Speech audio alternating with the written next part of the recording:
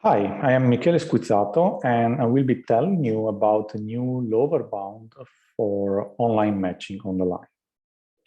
And this is joint work with Enoch Peserico. Okay, the problem we are talking about here is online metric matching, where you're given a metric space with n points designated as servers, and one by one, n requests arrive at arbitrary points of the metric space. So what you want to do is to match each request immediately and irrevocably to a yet unmatched server, minimizing the total request server distance. So this problem has been introduced 30 years ago by two independent groups of researchers, and it's been extensively studied, and it's now a classic problem in online algorithmics. So the focus of this talk is on a special case of this problem, where the metric space is the line. And the line is considered the most interesting special case, and it's been explicitly investigated since at least 1996. So an example of application for this problem is matching skiers as they arrive in a ski shop rental, two skis of approximately their height. So let's see a concrete example. So here's the line. We have 4 servers, and then the first request is that one and gets matched to the first leftmost server, say. Then the second request arrives, gets matched to that server. Third request gets matched to that server. Fourth request matched to that server. Okay. Below is depicted a different matching of slightly lower cost, as you can see. And in particular, this is an optimum matching. In fact, it's very easy to say that if you knew all the requests in advance, an optimal solution is matching the first leftmost request to the first leftmost server, the second leftmost request to the second leftmost server, and so on and so forth. This is an optimal solution. But we have to do that online, and we want, therefore, analyze online algorithms. And the standard way to do so is through the competitive ratio, which is defined as the maximum overall input instances of the ratio between the cost of the online algorithm alg and the optimal solution. Okay. So this problem is very simple to state, right? Is it also very simple to solve? So in other words, how difficult can this problem be? The purpose of this slide is to show you that this problem is not as easy as it sounds.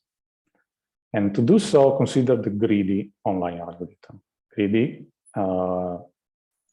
online algorithm is just match each request to the closest server. Okay, so let's see.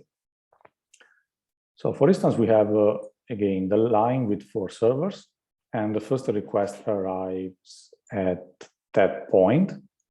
So the numbers above represent distances. So this request is matched by the greedy algorithm to the second leftmost server, right? So now the second request arrives there. So the distance from that request to the first server from the left is a bit more than 2, whereas the distance to the second server is a bit less than 2. So that request gets matched to that latter server.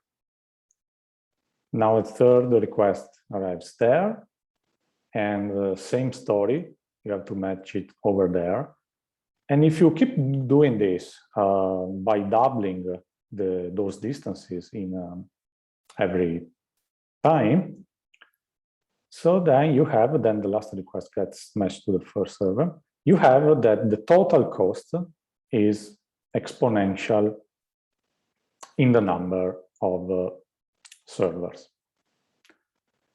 At the same time, it's easy to see that the optimal solution costs only a small constant. Therefore, the competitive ratio of the greedy online algorithm is omega of 2 to the n. And this should warn you that online matching on the line is a tricky problem. So let's see what's known about it. So let's see the story so far. Here on the left column, I will portray the competitive ratio. Okay, so the first papers who introduced the problem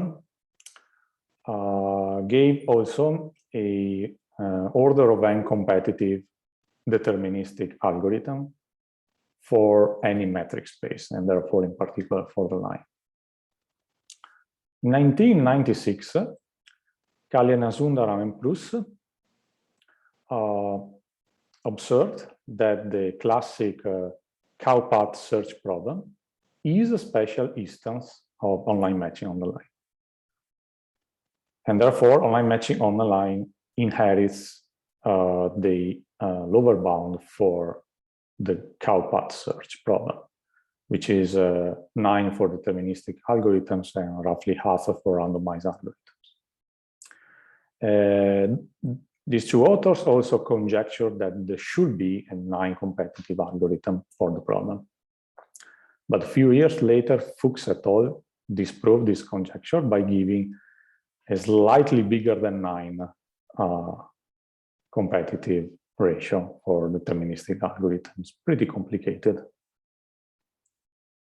All right. Then people made progress on the upper bound side. Meyerson et al. In Southern 2006 gave a log cube competitive randomized algorithm for any metric space, and therefore also for the line. Bansal et al. Improved that to log square. And a few years later, Gupta and Levy gave a log n competitive randomized algorithm for doubling metrics, and also another log n competitive algorithm specifically for the line. At the same time, people investigated deterministic algorithms. Antoniadis et al. Gave a deterministic online algorithm for the line, which is sublinearly competitive. Then Nayar and Ragvrenda gave a log square competitive algorithm for the line. They gave an algorithm that works for any metric space, but for the line, its competitive ratio is log square. And then Raghavendra improved the analysis of that algorithm for the line by achieving a log n competitive ratio.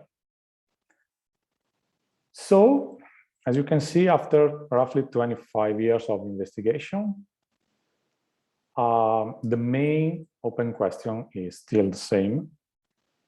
Is there a constant competitive online algorithm for the line? In this work, we answered that question in the negative by giving a root log n lower bound on the competitive ratio, which holds even for randomized algorithms. Okay, so in the second part of this talk, I will try to sketch the proof of this result.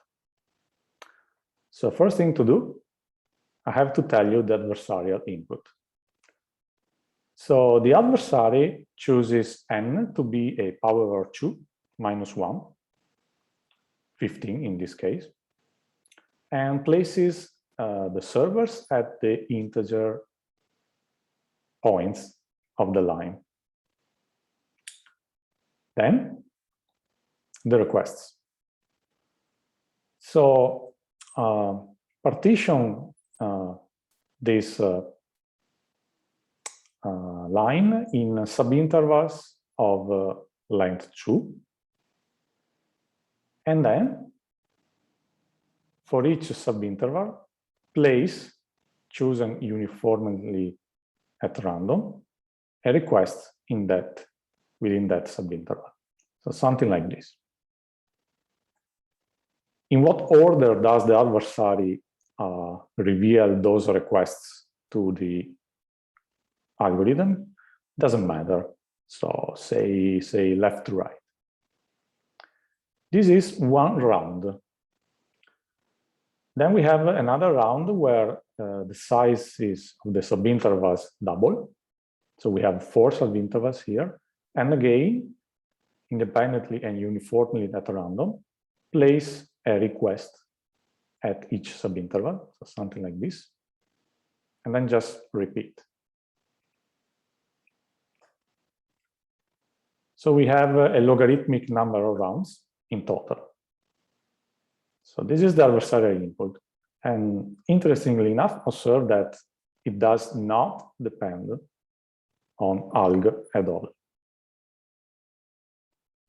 Okay, so now what we're going to see, what we are going to show is that any randomized online matching algorithm alg incurs an expected omega of n cost in each round. And then the expected distance between the leftmost request and the leftmost server is order of root log n.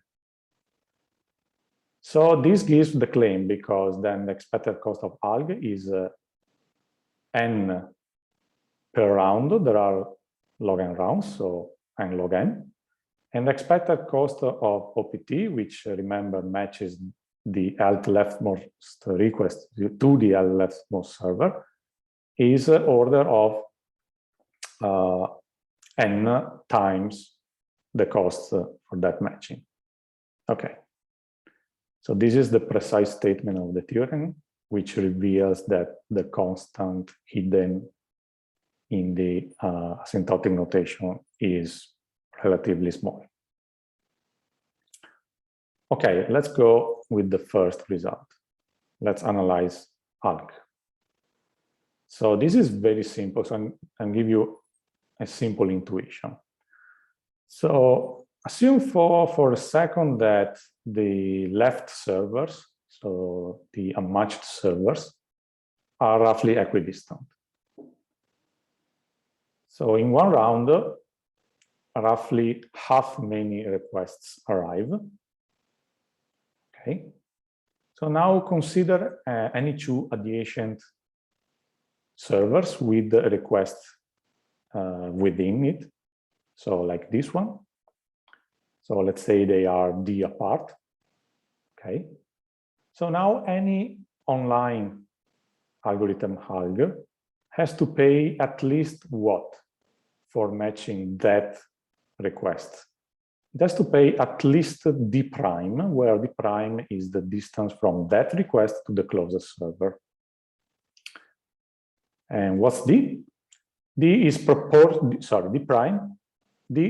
prime is proportional to D, right? Because requests fall randomly. And specifically, the expected distance or the expected value of D prime is D over 4. So now, how many of these segments of length D do we have? We have exactly n over D. And therefore, we have roughly n over 2D of these many costs.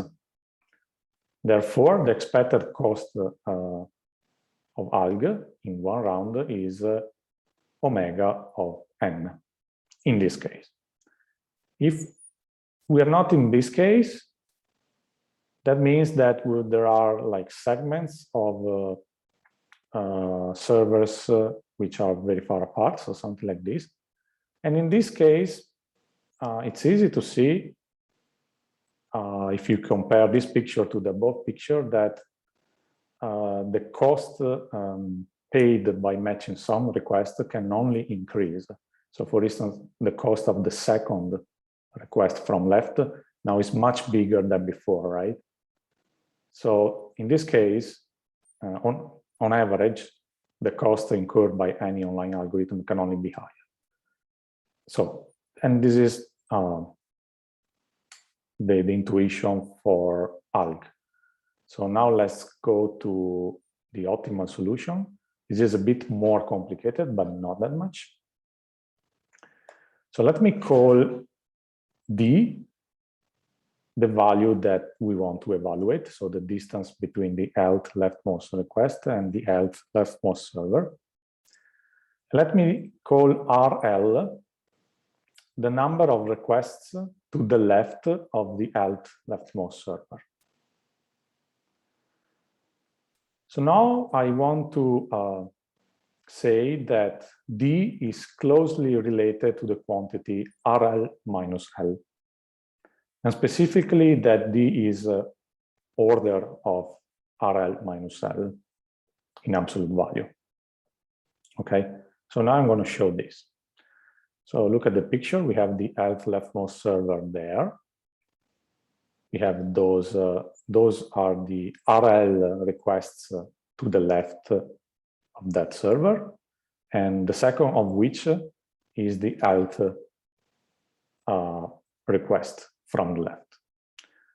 So now RL minus L, and of course we want to, the optimal offline algorithm matches these two, this request to that server, and we want to evaluate D.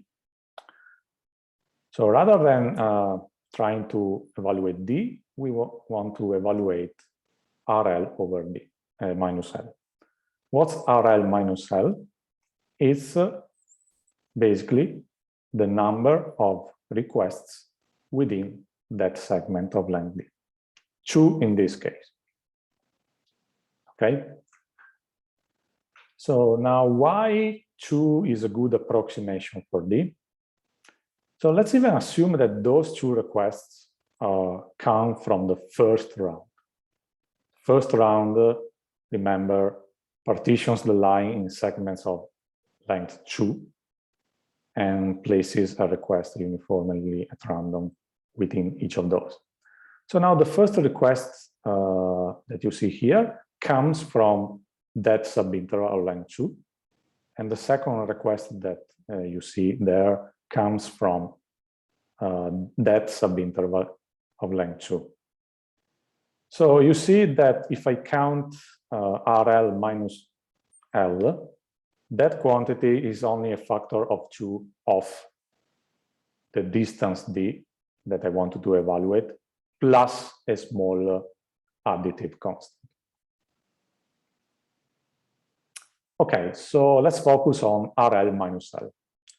So what's RL? RL is a random variable, of course. It can be thought of as a sum of n indicator random variables xi, where xi is 1 if the height request is to the left of the health leftmost server, and 0 otherwise. So now observe that the expected value of RL is roughly L. That's clear. And therefore, the quantity that we want to evaluate D is order of RL minus X expectation. So basically, then we want to evaluate the expected deviation from its mean of the random variable RL.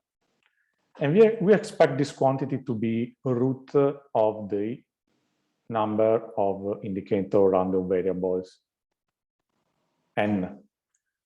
But observe that, in fact, only a logarithmic amount of those indicator random variables are truly random variables.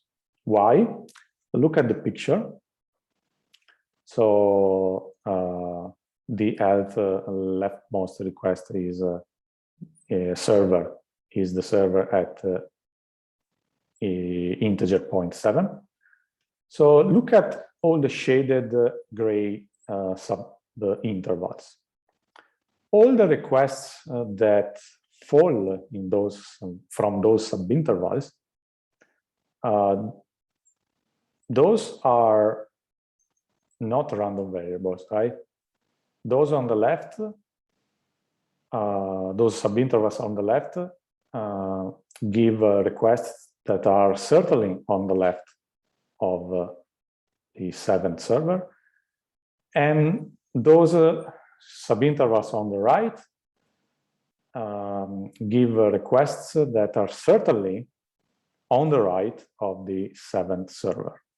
And therefore, only one indicator random variable per round is a real random variable. And therefore, the deviation from the mean is order of root log n in expectation, and so is the expected value of d. This concludes the proof and concludes the talk as well. So thanks for watching.